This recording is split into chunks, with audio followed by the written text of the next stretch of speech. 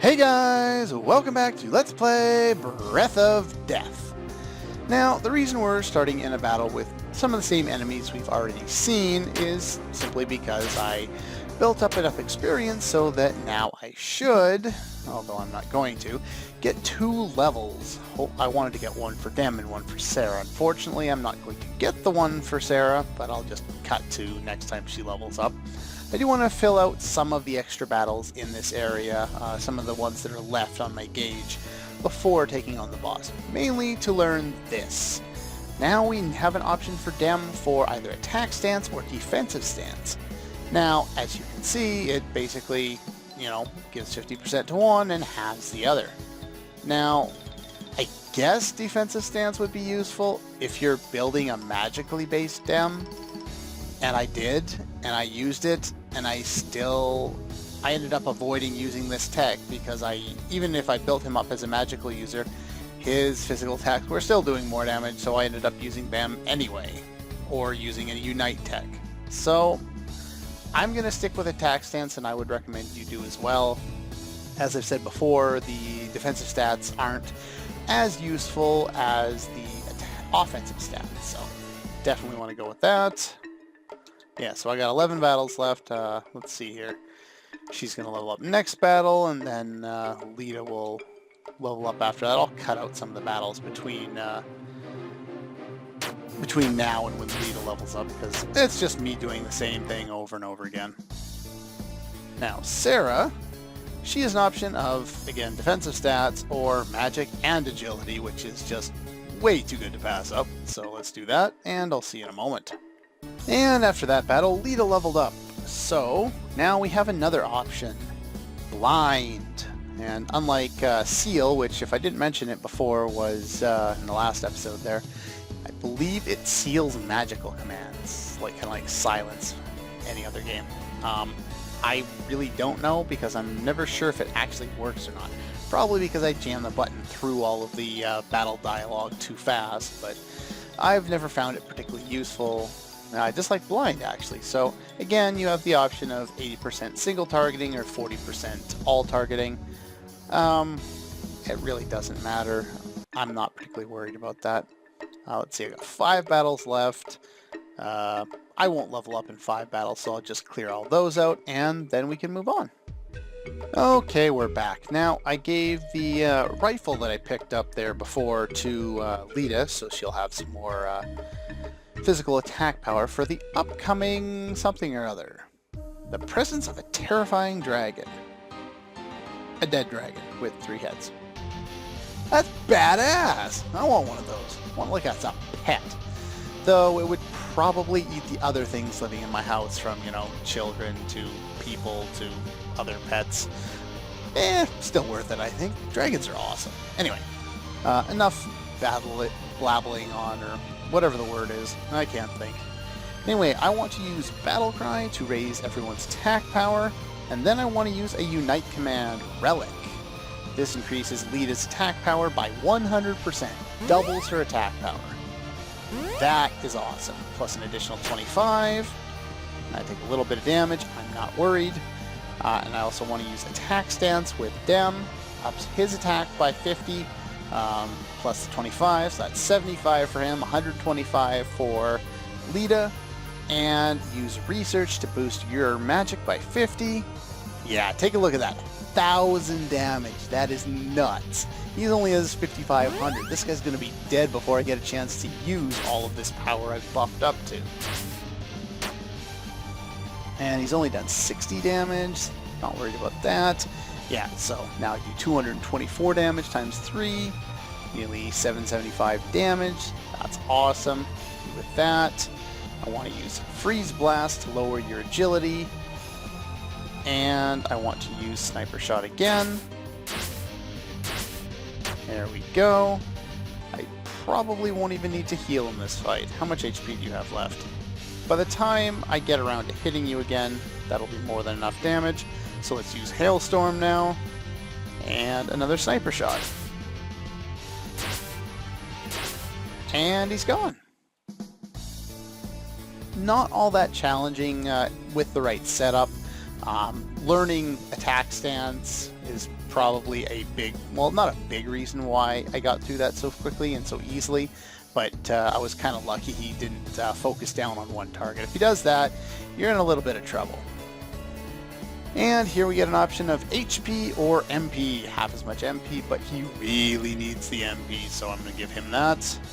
Sarah leveled up 2, and another option for her to gain strength. Or she can get HP, which she could use, and agility, which she could really use. Nice. And Lita leveled up.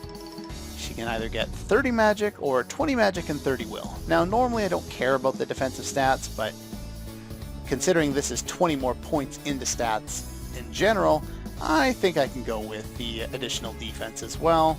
I still get at least 20 points into my magic stats, so that's pretty good.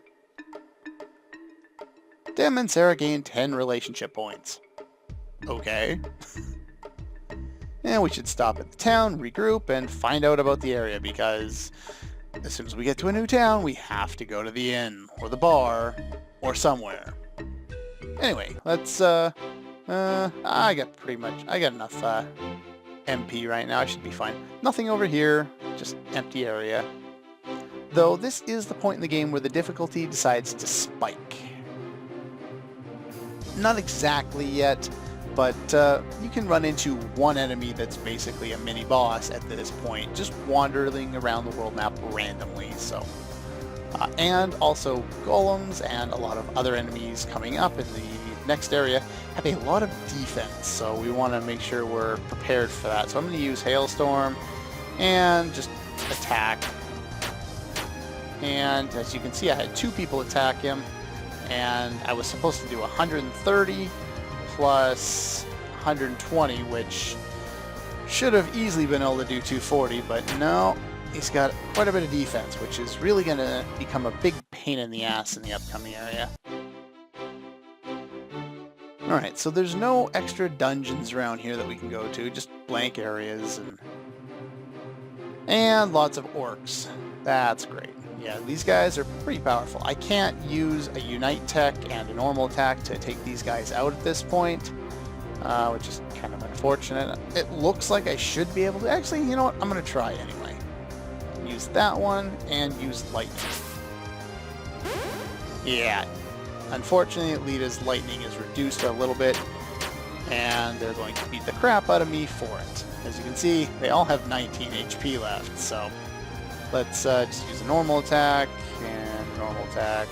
And unfortunately, she doesn't have her shotgun on right now, so just use another normal attack. I do want to put that shotgun back on, basically just for the walk to the next town, which is pretty much over very shortly. Ah, well, there's another place I could go to. Let's go here. No sequence breaking? Why the hell not? So yeah, they won't allow you to sequence break in this game. They also will put me into a battle right before I was going to make another point, because thank you very much. And we have a wizard here, and pretty much the same amount of MP or HP as the other one, so let's just use let's unite with those two, use Bone Storm, and then let's use Hailstorm. I was hoping I could take out 2. Oh well. Eh, not bad. Let's have you attack there, and you attack there. Aw, really? 4 HP! Oh well. And here we're stopped by a guard who won't allow us to go through there without permission from the ruler. Stop throwing things on the floor up there. Hey! Bloody kids. Anyway, so we have to go talk to the Lord Ruler. I don't know why he's called that, but it is what it is, I guess. Let's go to the inn first, get our free heal in. Ah, there's some stairs there. See if I can manage to go down there. And nothing. But we can talk to this person, Galf. Every skill available to the opponents, even ailment spells, can prove invaluable. Except against boss monsters, because everyone knows those guys are immune to everything but direct damage, which is basically a shot at the thing that always pissed me off about status effects in most games. That's why I liked Final Fantasy IV as much as I did, because status effects were useful against enemies. you know, and bosses as well. But unfortunately, in a lot of cases, they're just not useful against bosses. Anyway, legendary chainsaw axe. Defeat a horde of zombies with no problems at all. Merchant was trying to sell it in town recently, but nobody was willing to pay his exorbitant rates. He headed west. Well, I'm sure we'll head west eventually. Maybe we'll run into him. Pathetic excuse for a prince, huh? Taxes are low, people are happy, and no one is afraid to walk out at night. Huh. Cool. What else we got laying around here? Paul. Okay. It would be unprofitable to make it more accessible to the rest of the world. Explain that one to me. I don't know. Anyway, let's see what we can do with these stairs here. Ooh, treasure! Thank you, game.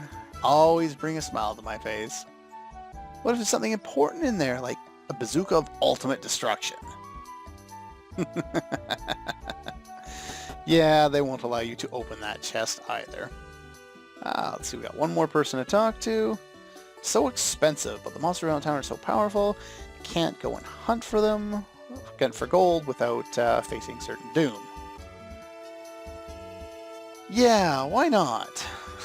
And of course that obviously, if I can find the words, makes, you know, mockery of the fact that enemies are always more powerful in certain areas of the world, in pretty much every RPG.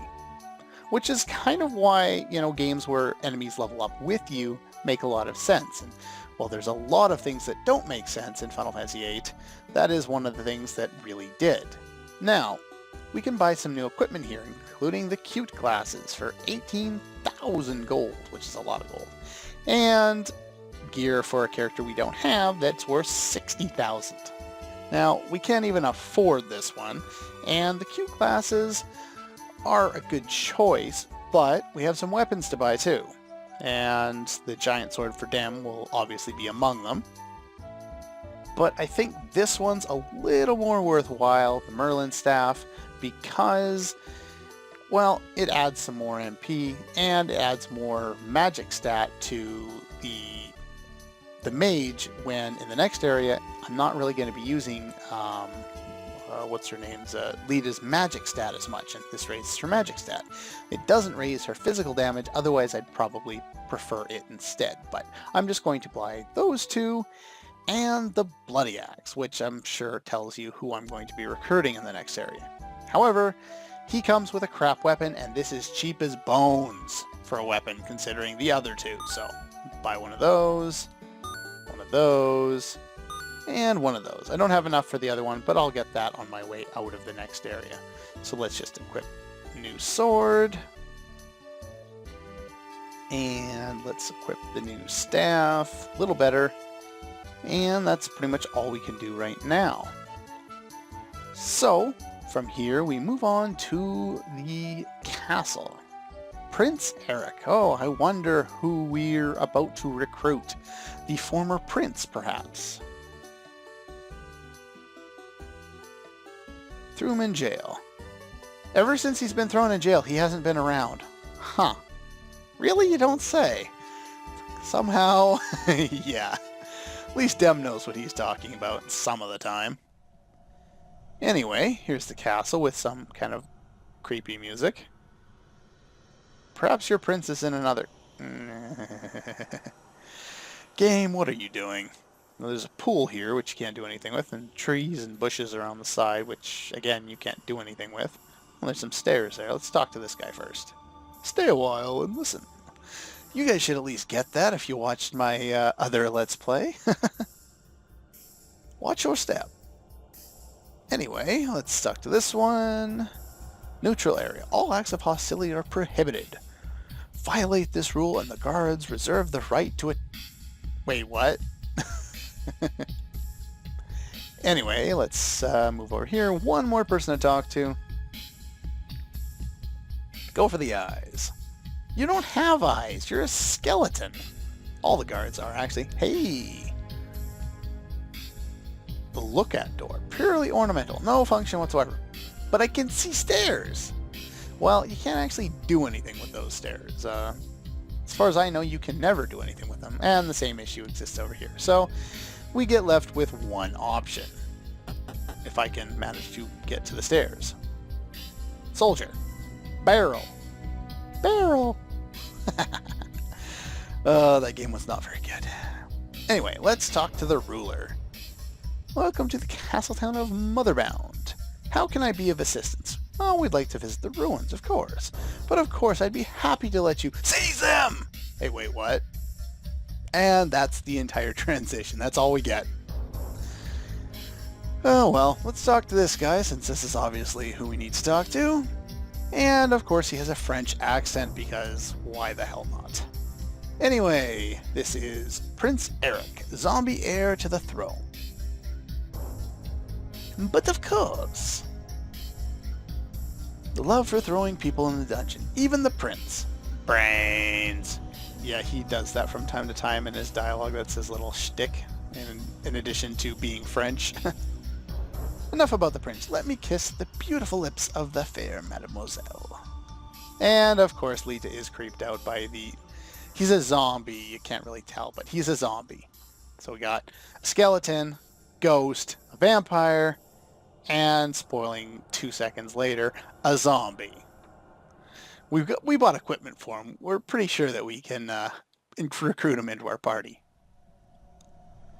The brains. Anyway, he's going to demonstrate his love by rescuing us from the dungeon, and by doing that, he pulls the key out of his coat pocket. Damn, why are you the only intelligent character in this game? Oh, that's bad. It was a plan of me. Sit in the cell, wait for a beauty to pop in, and voila. This guy. Man, this guy. Anyway, now let's get ourselves out of here and take down the jerk of a ruler. And he forcefully joins our party just like everybody else. However, with our fourth and actually final party member, we learn some new Unite techs. Cross slash, which of course, yeah, that's cool. Basically X strike, it does quite a bit of damage, it's pretty cool. And we also learn gas, which I'll never use, and cover fire, the almighty cover fire. Bleh. This will be incredibly useful in pretty much every single boss fight for the remainder of the game. This is insanely good, and I will explain why later on. However, that's going to do it for this episode. Let's just give Eric his new weapon. As you can see, his axe only has 30 strength. The bloody axe has 100. The weapon you get here, I think, only has 60 in the dungeon. So obviously we want to pick that up ahead of time before coming in here. Eric, unfortunately, as you can take a look by our agility, 200, 220, 190, 110. Yeah, he's a slow tank, and that's pretty much all he is. However, it's kind of counterintuitive how you probably want to build this guy up, and I'll go over that a little more next time, but that's going to do it for this episode of Let's Play Breath of Death. And between this episode and the next one, I'm going to get right before my next level, fight a few battles in this area, and then I'll meet you with some more level up bonuses. Anyway, that's all for this one, and I'll see you guys next time.